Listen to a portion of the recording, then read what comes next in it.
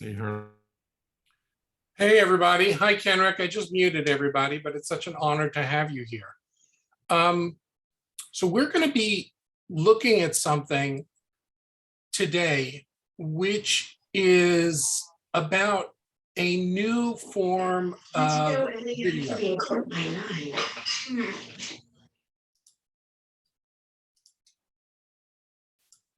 Oh, we've got more people coming in.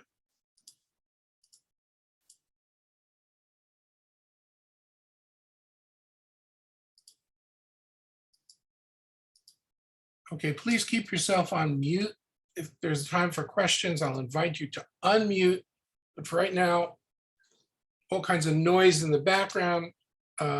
Let's try and keep it muted as more and more people are coming in. There we go. All right, so let me get started. The key to any kind of interchange consists of two people willing to exchange information in one form or another.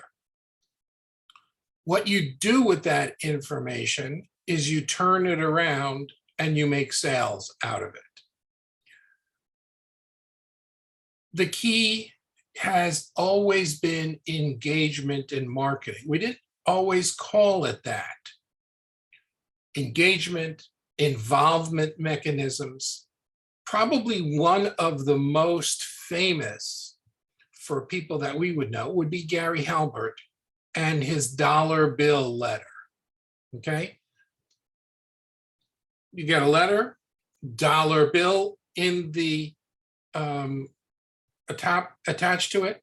Sometimes it didn't have to be a dollar bill. Sometimes it was a penny. Sometimes it was a nickel. But just something on the top that would get the person to look at it and give it that extra second boosted sales. So the first person to really do this was Gary Halbert. The second person who took it and elevated it to an art form was Dan Kennedy, who called it grabbers. And Dan Kennedy specialized in finding little, inexpensive, cute things that he could use to capture people's attention. Very often, it was a piece of foreign currency that he would spend a fraction of a cent buying these things, and it would capture people's attention because it was obviously money, but they had no idea what it was. I remember when Saddam Hussein's reign fell, people were on eBay buying worthless Iraqi dollars so that they could use these in sales letters. Reader's Digest elevated this to an art form with their annual contest. It was their biggest subscription drive of the year. And when they did this, the number one thing was, can we get people involved in the process?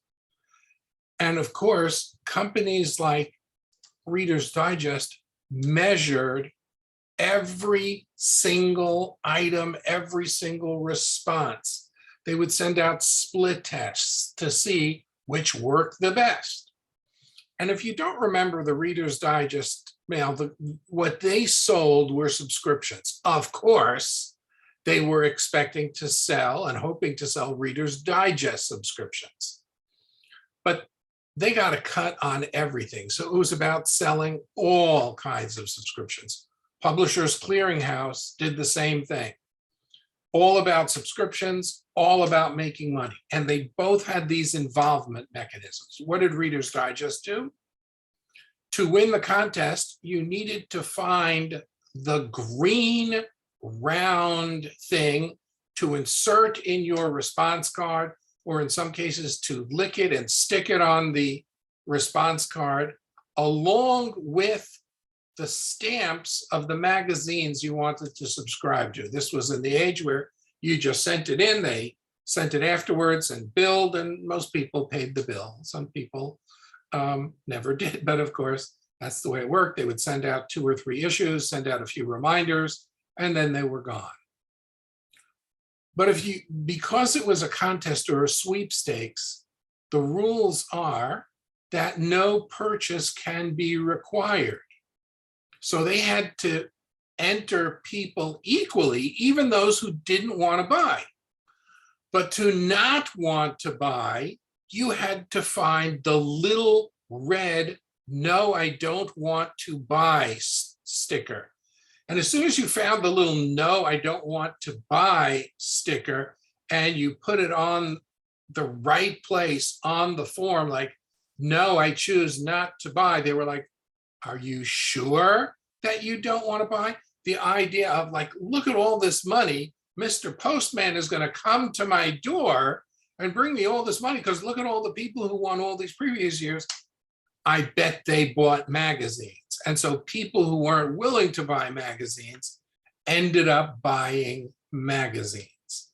Now, Dan Kennedy's favorite in my thing was Dan was famous for his magnetic marketing approach, where he would send out multiple emails. Version 1 had the headline. Version 2 was essentially the same as version 1, except someone would go over it with highlighter. Did you see this? Wanted to make sure you got this, John, written up at the top, but it was the same exact letter. But the third letter was at the top, should we send out the search parties? Essentially, the core was the same. The opening paragraph was a little bit different. And then the fourth, this one was my absolute favorite, was, hey, you ignored my 3 previous letters, and stapled to the top was a little packet of ginkgo biloba pills, which are to increase brain function.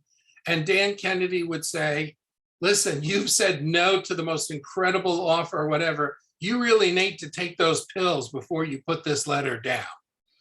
It was hysterical and it worked, but that was a particular style. There are so many people doing variations of this today. He's not on the call. I assume he's going to see the replay, but Travis Sago does what he calls tapping. He sends out emails, he sends out formal mails. His only goal is to get people to raise their hand and show that there's interest. And he wants people to hit return and say 1 or 2 words like, interested, tell me more. And he trains people in how to do this, but getting people to respond. So his style is very folksy. He's a good old Southern boy, and he writes the way he talks, and people respond. So that is how engagement and responsiveness have been used historically, especially for mail. So I was reading a book by Richard Benson, who was in the head of the Reader's Digest team, and he wrote a book about it. And I was going, okay, how can I increase response online? What exists? And I decided that I wanted to have a survey. So together with my friend Val, he invented a survey plugin that went into WordPress. And I figured we're not interested in asking challenging questions. That's not our goal. Our goal was the opt-in. So I wanted to make it very easy for people to say yes. And I used to make what I considered idiot surveys. The answers to almost every single one of them was yes. Then someone said, hey, Harlan, you gotta change it up a little bit. There gotta be a couple of no's. I said, okay, so we did that. And then it had a very simple point scale where you gave the right answers a 10, and then you adjusted the answers down. And then the software would add all the scores together, and you would find out if the person was a great candidate, if the person was a okay candidate, if the person was a fair candidate, if the person was an unlikely candidate, or if the person was, there's no chance in hell that this person is ever buying. Now, to get into that category, you had to have an IQ of about 2.5 and almost deliberately answer every question wrong. So I took all of the best categories and moved them down, segmented them into lists. When we found out that of the best candidates who took the survey, we were seeing opt-in rates of close to 80%. Well, And we've got to mute the people who are unmuted. Okay. We would see opt-in rates of close to 80%, but not only that, the people who were segmented as the best customers had, no surprise, the highest response. And we were seeing extremely high purchase rates. The next category down had very good opt-in rates, maybe 60 to 70%. And the purchase rate was decent. It was good enough to keep it going. As we got down in quality, as you might expect, the opt-in rate went down and the purchase rate went down. When I got down to the lowest level group, these were the people who could not walk, chew gum, etc. at the same time. I didn't even collect their email addresses. We just brought them straight to the sales page. And in all the years that I used those funnels in different areas, not a single person in that lowest group bought. So we figured, hey, I'm not even collecting their email addresses after experimenting with it. We're just giving them the opportunity to buy, or we don't even want you on the list because there's little or no chance of you doing this. I showed this funnel to Brian Kurtz, who was formerly the head of Boardroom, one of the best and smartest marketers alive. He saw the survey in action and he said, Harlan, the answer is too quick. You need to build in a delay and let it know that it's processing, let it see some numbers and little flashy things, gizmos go on the screen, and people will take it more seriously. The answer comes is too sudden. You want people to believe that it's actually being personalized to them. So we went back and we reprogrammed it, and we had the little flashy thing go back and forth and say, calculating your response, looking at your positive responses, looking at your negative responses, looking at your overall status, and then say, okay, we've got the results. Click here to get your results. And people would click. We could have done it without it, but I wanted that click. I wanted that engagement from them. And it boosted things for a long time. Now, I remember when Ryan Levesque came out with his Ask Funnel, and I went down to a seminar of his in Texas, and they had everybody get up and share about what they were doing. And I shared about my nifty little software. Of course, he had this super expensive software, and like mine was selling for like $79 or $49. at the time. And they were like, whoa, you came up with this on your own? Yes. Why did I come up with it? Because I wanted the engagement. If it worked for great marketers, it certainly would be very helpful if I could get it to work for me. Okay, so the next thing that had to be done was to get this over to video. How in the world was I going to get this over to video? And I remembered that when I was a kid, 8, 9, 10, 11, the #1 show on television was Batman. Adam West, Burt Ward, Boy Wonder, Batmobile. And in case you don't remember, or you're not old enough, like some of you young whippersnappers out there are, what happened was on Wednesdays and Thursday nights. On Wednesday night, it always ended up that Batman was in trouble, serious trouble. He was never going to get out of that trouble. Oh man, and the announcer would come in, is this the end of the Cape Crusader? Tune in tomorrow, same bat time, same bat channel.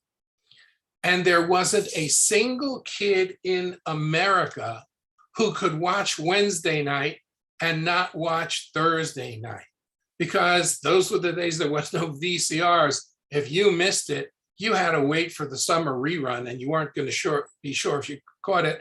And then how dare you go to school the next day and admit to all of your friends that you missed the second part of Batman?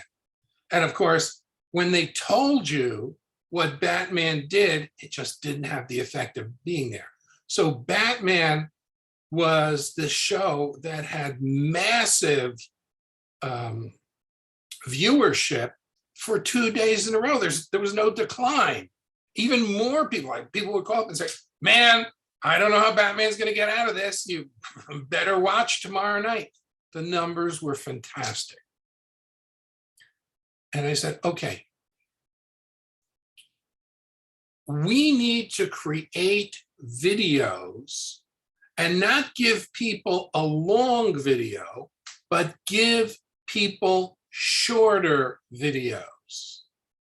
And I worked out a 4-video formula. Each video was relatively short. People thought that it wouldn't work. I did a launch for Maria Andros, and she agreed to do the 4-video approach. After each video, down at the bottom, there was a button, because we couldn't do it in the video in those days. Click for the next video, and it took to the next video. #1 was about who she was. #2 was about what her offer was. #3 was all about overcoming objections to buying. I brought up every single objection that they would have to buying and removed it as an objection in video #3. And in video #4, I went after the people who would buy it but didn't have the money. Well, she ended up having multiple 6-figure sales from that video. And I got a little bit cocky. And that's when my friend Perry, who I haven't spoken to in ages, my friend Perry Marshall and I got on the phone, and he told me that business was looking really bad. We were in one of our famous recessions, decessions, inflations, you name it. We were in one of those times when things look bad. And I told Perry that I would do a 4-video sequence for him. And he goes, but what in the world could you possibly do that's suspenseful about what I do? I said, tune in tomorrow, same bat time, same bat channel. And I did a mind map. And the end of the first video was a question. Now, some of you guys have followed me for a long time. This is in the Perry saying this. Some of you guys have followed me for a long time, but you're probably not aware of the kind of car that I drive. And I want you to know that the kind of car that I drive is very, very important to your business. And I'll tell you why in the next video. And 100% of the people click through to the second video. And Perry goes, but Harlan, you don't know what kind of car I drive. And I said, okay, let me put on my magic hat. You are conservative.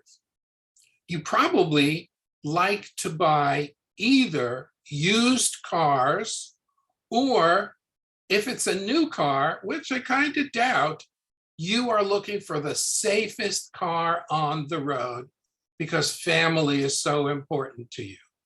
I said, you're probably riding in a Toyota, a Saab, or a Volvo. And he was like, amazing. It's the Volvo. And I said, okay, great. We did video 2, we did video 3, and Perry bounced back from near rigor mortis by selling out a seminar in Chicago. It worked. The keys were suspense and having the people click.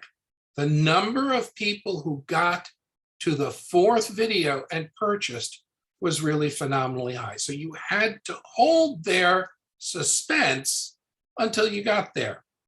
And these launches worked like crazy. I used them. Other people hired me to use them. But then I stopped using them. Marketers never really picked up on that.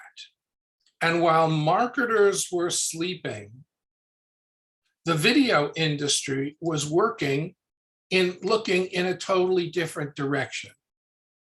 And they started adding elements of interactivity. And as soon as people went to tablets, a whole new world opened up.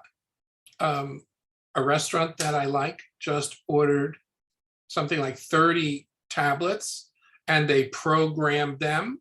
So when you come in, you are handed a tablet, you pick what you want from the tablet, it is instantly sent to the kitchen and they start preparing, and it works seamlessly. People like using that stuff. Other industries aside from restaurants were using interactivity too. The banking industry, realtors. I don't know about where you are in the world, but in Florida, the real estate market now is just beyond insane. Homes that were selling a couple of years ago for in the 200s or 300s are now selling for $1.5 million, 2 million.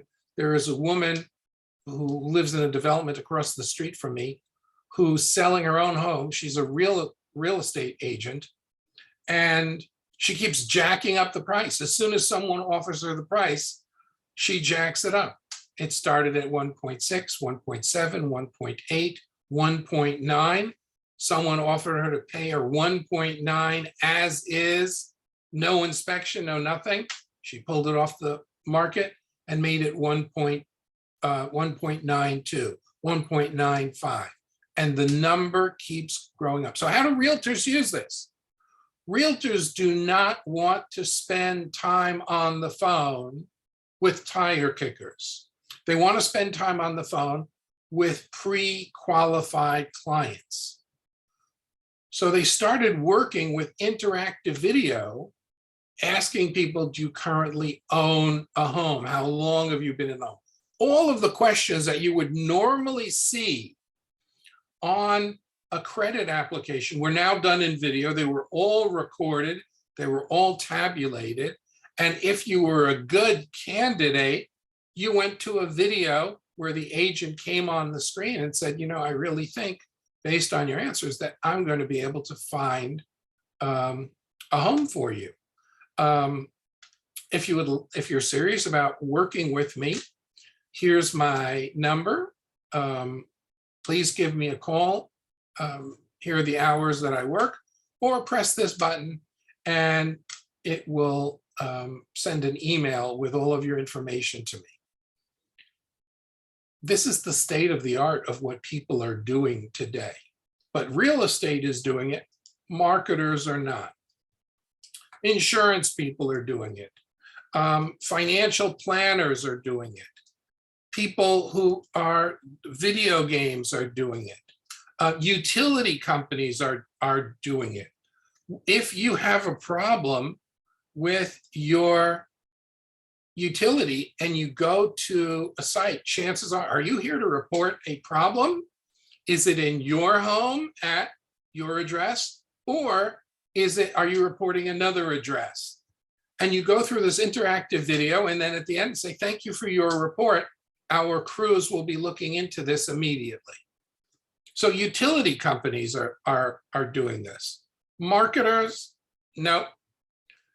Travel, where I saw a travel site that was doing so well because what they did was they let you see it was a resort, and you got to click on the rooms that you wanted to see. Want to see what your beachfront looks like? It's just you here. The nearest neighbor is more than a mile away in either direction. And there you are on this video of this pristine beach taken from your home. You think people, how many times have you rented a place, hotel or whatever, and it turned out that you thought it was the Bates Hotel from Alfred Hitchcock? There's no chance of this happening here. And you know what? That room, we're going to make that the baby's room. Oh, look at the master bedroom. That's great. Oh, and there are enough bathrooms and there are enough showers, and it really increases sales. This is all being done today, but it's not being done by marketers. Education is using this in a lot of different fashions. There are kids who aren't in school, and many of them did not go back to school after COVID. And so schools started building this interactive software where they would offer tests, and depending on the multiple choice answer that the kid gave, it would pinpoint where they were having difficulties and reteach that section. I've seen someone, oddly enough, who is a salesperson use this approach to teach his content, but strangely enough, not using it to create sales. To quote my stepson, it's the dumbest thing I've ever seen. So when you go into his program, he will ask you questions about content. The Ben Franklin close is an example of, and he wants to put down every method but his own. The puppy dog close is, and you take a quiz and then you go on. Or if you don't get it right, he comes on and says, that wasn't correct. Let's take that from the top. And it goes back to that segment, does it again, you listen to the segment, and then if you choose the correct answer, you go on. Otherwise, you're in this loop of like, you didn't get it, review. But to use it to sell his programs, which would be far more intelligent, nope, not being used at all. And then health and wellness. The number of doctors starting to use these surveys that are so powerful and help them get answers is really state of the art today. So everybody's using it, but marketers. What are marketers doing? Well, that is to our embarrassment. The most advanced marketers are doing something that is known as gamification. They are turning learning into infotainment. Now, I talked about this. I used to be in education, and there was something called the Sesame Street phenomenon. When Sesame Street came on, it was going to be the be-all and end-all of children's education. You could park your kid in front of the TV, and instead of them watching Mighty Mouse, which was my favorite cartoon, or Top Hat, which had no redeeming social value at all, you could park your kid in front of these furry people that would not only educate them, but teach them values as well. There was only one single drawback, and the drawback was that Sesame Street switched the content every 10, every 20, every 30 seconds. If a segment was long, it might have gone for a minute or two, but that was the upper limit. And boy, Sesame Street trained our kids to have a really short attention span. Absolutely the case. The kids would come into school after watching Sesame Street and go, why is the teacher still talking about this? That was a whole minute ago. When is she going to put on a furry costume and do something else? And so we saw the Sesame Street phenomena, where attention spans got shorter and shorter and shorter and shorter, to the point where they were non-existent. And then we came out with all of these apps that took video clips and made an art form of a short video clip. First, there were the 7-second clips. You couldn't have a clip for more than 7 seconds. And now TikTok takes all of life's problems and pretty much solves them in anywhere from 30 seconds to a minute. Now, the interesting thing about TikTok is that companies that go to TikTok to teach bomb. People are not going to TikTok to learn. They are going to TikTok to be distracted and to be entertained. You can only imagine what this is doing to the attention span, this time of young adults and adults who are there. I am sad to report that the amount of reading that is going on today with today's teens is literally non-existent, because they want everything in micro doses. And if it's not fun, they're not going to do it. No wonder they're moving to eliminate the SATs, because if they actually had people taking the college boards and achievement tests the way it would be, I mean, the kids don't want to sit in the room for a 3-hour test. So now it's being taken from home, it's being taken online, it's being taken on equipment. My son took his law boards, again, all on computer, typing in the answers with verification things. In the middle of the test, something pops up that you have to click a specific answer so that they know it's you. And by the way, similarly, the exact same technology today is being given for driver's ed tests. You don't have to go in and take the test at the computer anymore. You take it online at home and you get the printed certificate of, yes, I know the material, and you have to score a certain number in a certain period of time.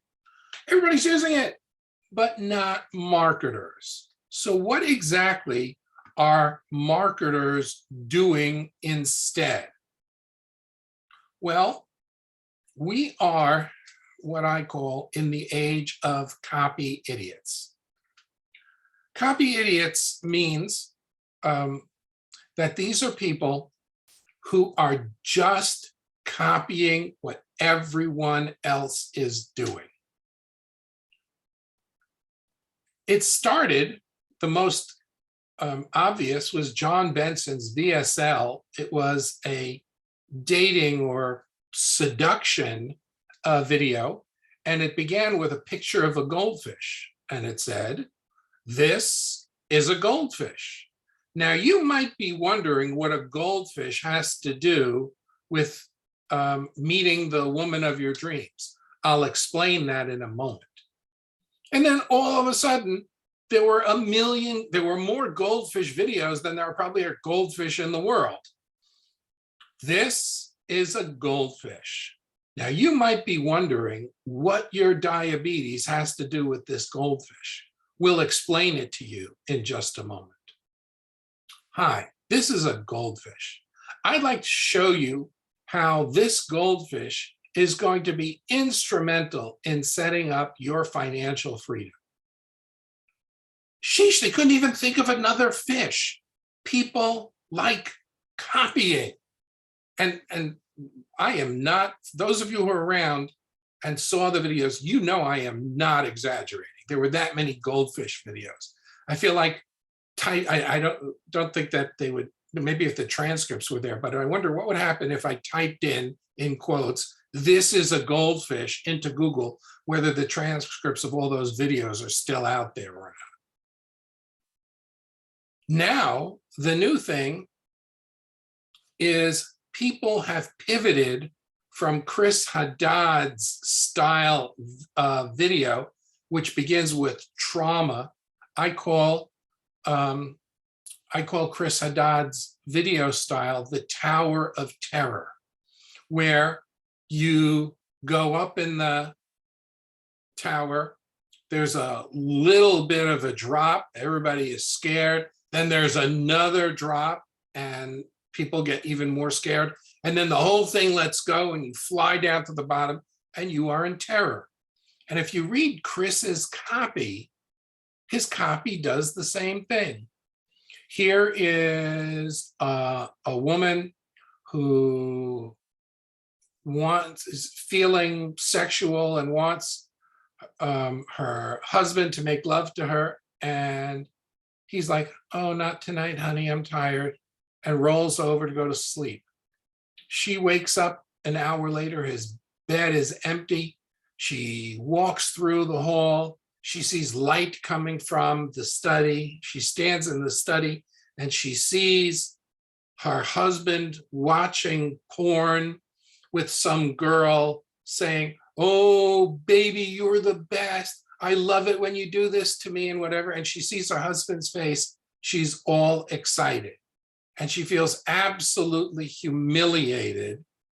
And then things get worse. Things get even more worse. She thinks that divorce is coming and she loves the guy, but he's completely not turned on by him. And she happens to meet someone who's going to save her by teaching her how to talk dirty to her husband. Her life turns around, her husband can't keep his hands off of her, etc. So people got the idea from Chris's videos, start off with a disaster. And you've seen them. Just go to any supplement video on ClickBank today and they're all the same. I'm sorry, but she's not going to make it. But what do you mean, doctor? She's only 20. We're getting married next year. Sorry, I don't think she's going to make it through the night. Or you hear the beep, beep, beep, beep. We're going to need to turn that machine off now. but doctor, why? Or the ambulance, don't let him die, don't let him die, don't let him die. Or the guy who's on the table looking up at the surgeons, and he says to the doctors as the anesthesia is taking over, I'll never have that leg again. And they're getting ready to amputate. This has become the norm for video. Scare the crap out of people, and then hopefully offer them a way out of the fear. And the only way out of the fear is to buy their product. The problem is when everybody is using the exact same mechanism, when every supplement sales letter sounds exactly the same, sales are going to decrease when people start saying, but I just saw something like this. You think you could use a "this is a goldfish" letter today? No, maybe to marketers as a joke, but it was overdone. And the market is completely saturated with these videos. Now, these videos are powerful. They convert. Look at Porter Stansberry's "End of America" video. Maybe I'll post it. If you haven't seen it, maybe I'll post it in the Facebook group. I think I have it here.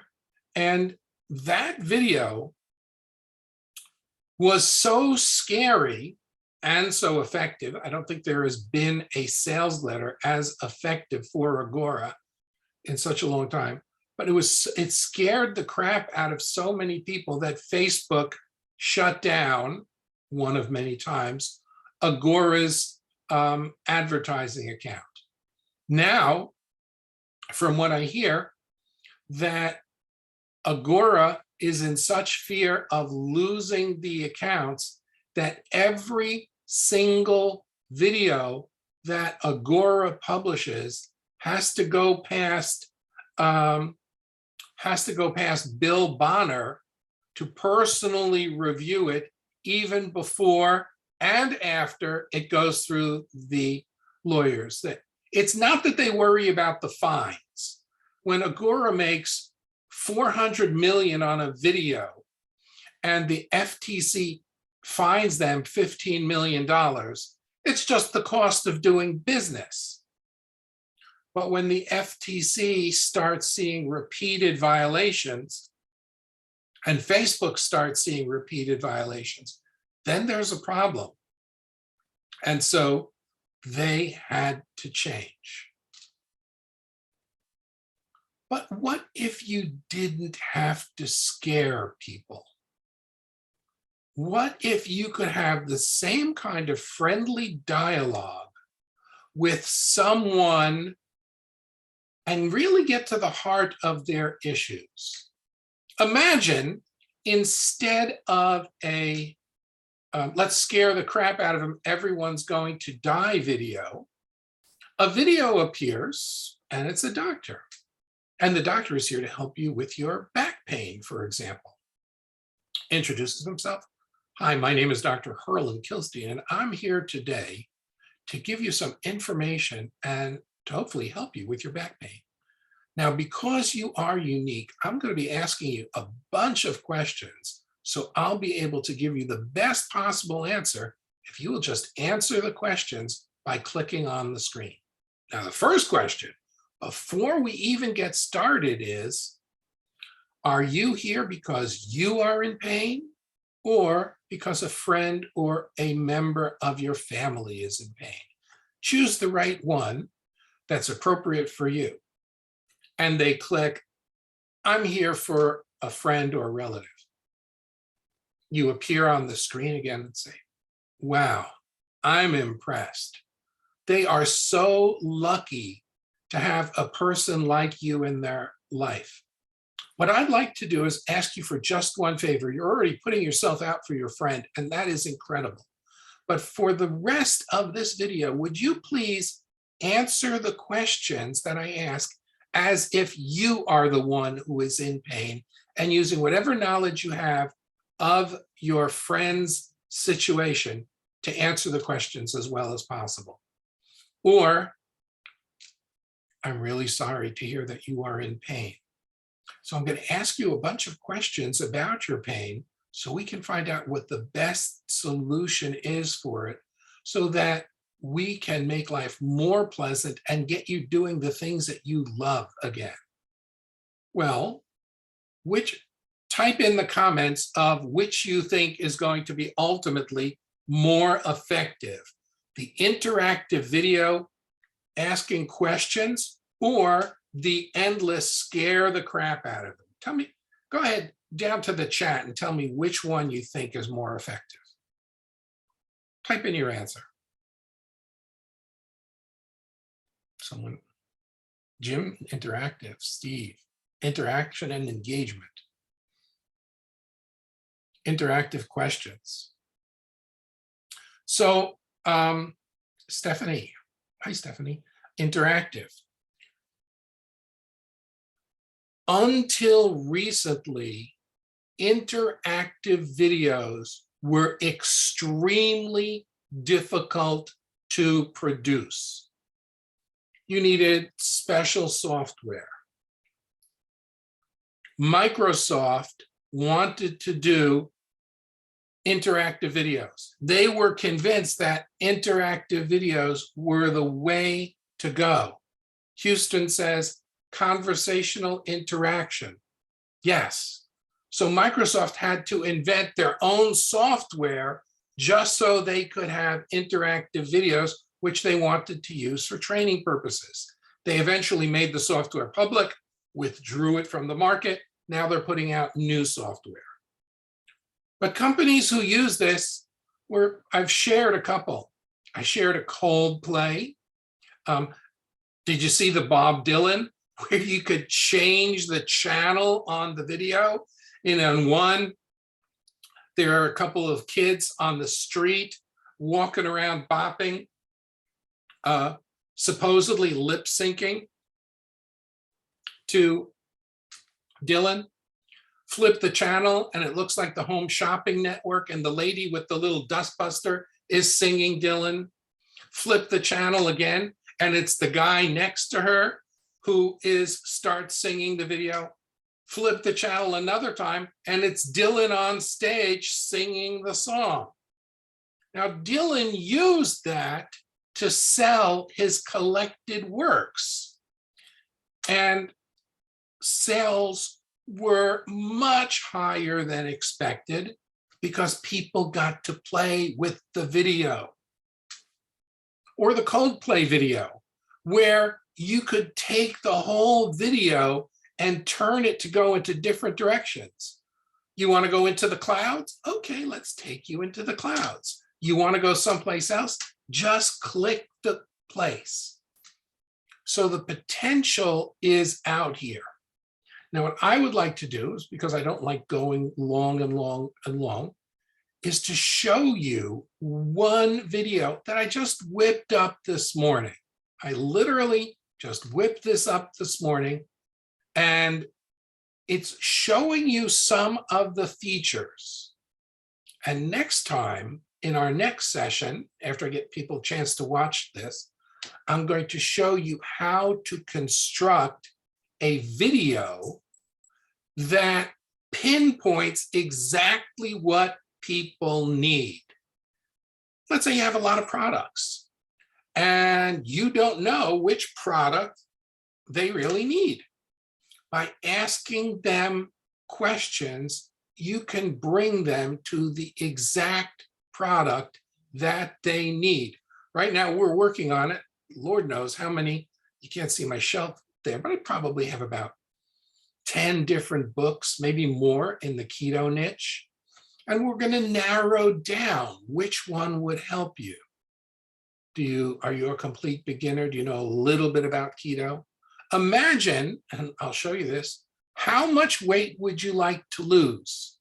And you ask that at the beginning, because one of the things I know is from Facebook is that one of the greatest questions, you go into a weight loss group and say, how much weight would you like to lose? you will get more engagement than you've ever seen in your life. Now imagine you say, how much weight would you like to lose in the next year? And they type in that their own amount. Now imagine now you're in your final video, final segment, you're ready to close, and you say, okay, that 216 pounds isn't going to go away overnight, but we can start working together. And I guarantee you that you're going to see a change within the first 30 days. You remind them of the number, you remind them of the pain, because you have retained that data.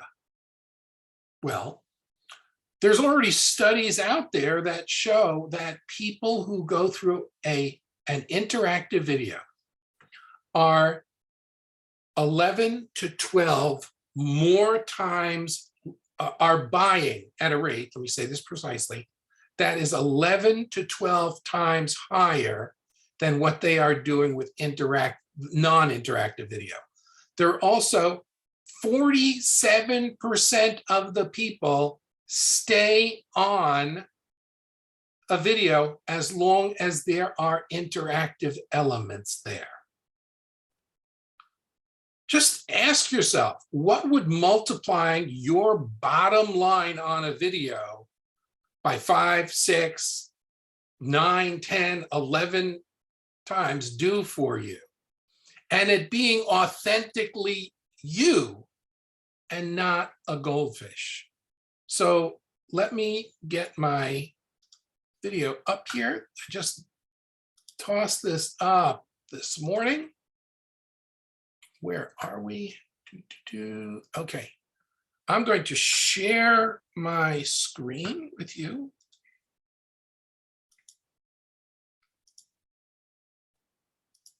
Okay. Can you all see my screen? Yeah, nod, yes, you can see my screen. Okay. Now again, this is just to show you what's possible. Next week, we're going to do it in a little sales format to show you how it would work and the strategies to do that. Here we go. Welcome to my coffee shop. As the secretary begins to distribute orders, I'd like to find out, which would you like, regular or decaf? So what would you like today? Andrea, would you unmute, regular or decaf?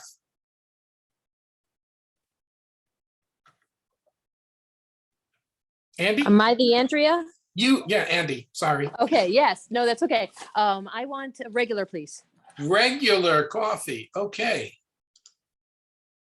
Regular, a person after my own heart.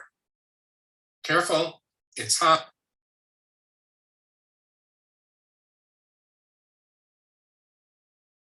Andy, what are you drinking today?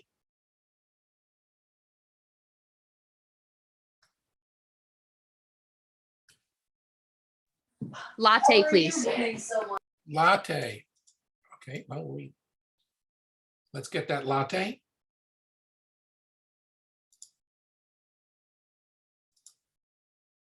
Come on.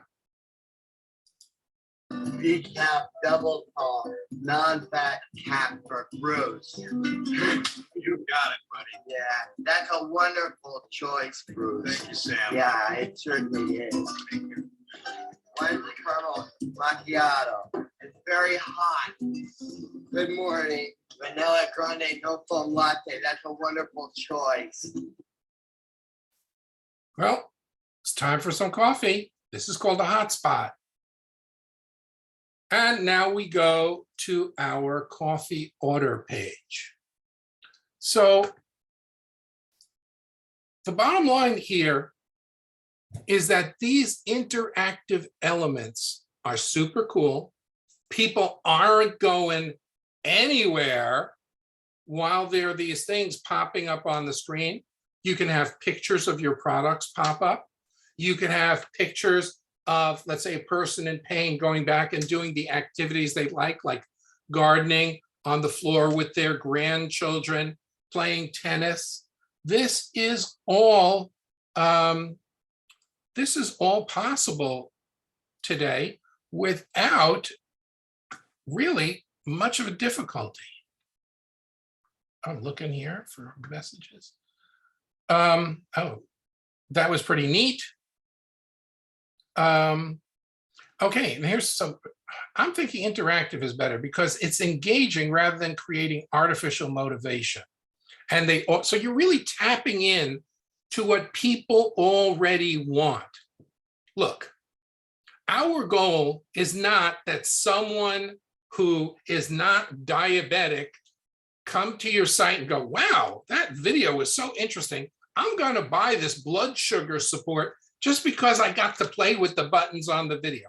That's not our goal. Our goal is if we have a product that can truly help people, if you have a concept that people deserve to know about, you can do this. So imagine my friend Dritan is on the call. And Dritan can have a video, and it's he tutors people for the SATs. What grade are you in? Start with that. They click the grade of high school, or I'm not in high school yet. And you take them, whatever. Did you take your SATs yet? No, yes, no. What were your scores? Verbal, math, put them in there. And you can take them, and you'll know, okay, looks like you need some help with your verbal. Okay, I think I can help you with that. Looks like you need some help with your math. I can help you with that. On the call, Kenrick Cleveland, my friend, my teacher, really learned so much from him over the years. I came from education and I hadn't sold a damn thing in my life. And I bought Kenrick's Max Persuasion. I don't remember, at the time, it seemed like a lot. It was probably the most that I ever spent that turned out to be the biggest bargain of my life. And I used to listen to it every single day in my car. I was just, until I could do it with him. And I remember Kenrick's section talking about, what would happen if you tried to manipulate someone? I just kept in my ear, in my ear, in my ear. And I learned how to sell. Now, Kenrick helps people sell. But when someone comes to Kenrick's site, imagine if there were a video, I'm here to help you. Can you tell me what your biggest challenge in sales is? And it might be handling objections. It might be, I think I know what I'm doing, but I'm really having mindset issues. Or asking, or the closing, okay? You can pinpoint and then take them to individual videos that identify exactly what their problems are and take them to the appropriate video for them. So that if it's about mindset, yeah, I've worked with a lot of people who have mindset issues over the years, and I'd love to work with you. This is the way we go about working on mindset issues. And you can bring in, I brought in that clip from YouTube from I Am Sam with Sean Penn to show you, you can bring in clips, testimonials, they can pop in there. But the main thing is, the more engagement you have, the better you're going to do. Now, VShred, our marketers, and as someone pointed out, other people do, they take you to a survey at the very beginning. They ask you a couple of basic questions. Are you male or female? What's your body shape? What's your goal? How quickly do you want this to happen? And then everybody goes to the same damn video. And VShred is one of the hottest selling items. Imagine if VShred actually had a video pinpointed to the person's exact needs. Notice that when it came to our video, and I asked regular or decaf, regular, good choice. So they know that you are hearing them. They don't know the technology in the background.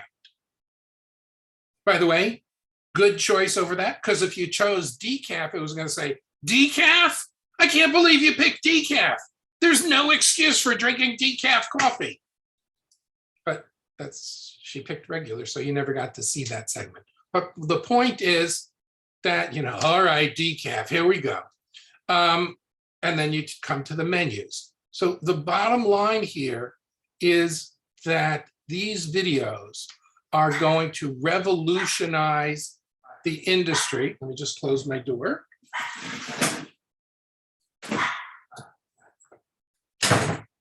These videos are going to revolutionize the industry.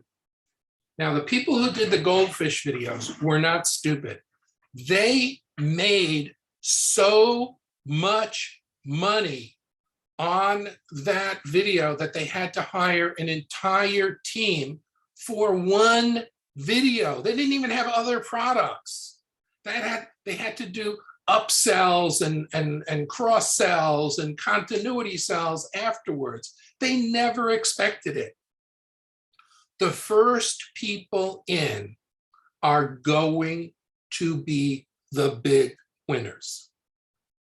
So in our next session, I'm going to show you a little bit more about construction. I'm going to talk to you about the software that's involved with this.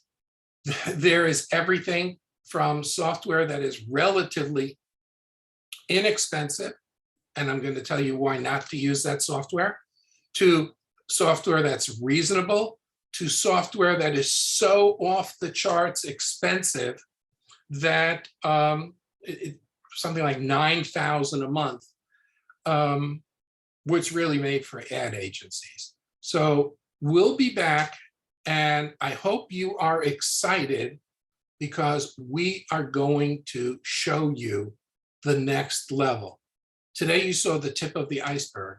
Next time, we're going to really nail this thing. Thanks for joining me, everybody, and I'll see you in the next go-round.